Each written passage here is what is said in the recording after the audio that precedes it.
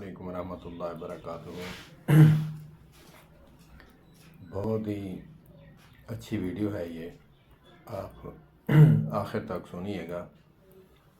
سن 2000 سے لے کر 2010 تک جو میرا تحقیقی سلسلہ چلتا رہا، اس میں بڑی میں نے محنت کی، بڑا سفر کیا، علماء کے پاس جانا، مناظرین کو سننا۔ تو ایک مناظر نے کہا کہ جب اہل حدیث نماز میں جماعت کے ساتھ کھڑے ہوتے ہیں تو ان کی ٹانگیں چوڑی ہوتی ہیں، تو یہ کہتے ہیں کہ جب درمیان میں خلا رکھتے ہیں، ساتھ نہ ملیں، تو شیطان بکری کی یا دمبے کی شکل بن کے آتا ہے، تو وہ وسوسے ڈالتا ہے کہ تو فلاں یاد کر، بات فلاں یاد کر، دکان کا حساب، گھر کا حساب، سارے جو ہے فیکٹری کے حساب سارے یاد کراتا ہے۔ تو اس پر انہوں نے پھکی دی کہ اگرچہ تم یہ کہتے ہو تو پھر ٹانگیں چوڑی کرتے ہو، تو پھر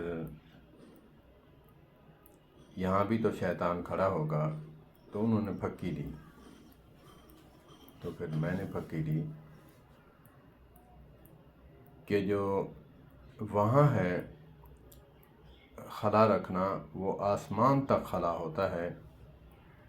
یہ جو خلا ہے، یہ اگرچہ ان کی غلطی ہے، ان کی اپنی عوام الناس کی غلطی ہے، لیکن یہاں شیطان کھڑا ہونے کی طاقت نہیں رکھتا۔ کس لیے؟ کیونکہ آسمان تک خلا نہیں۔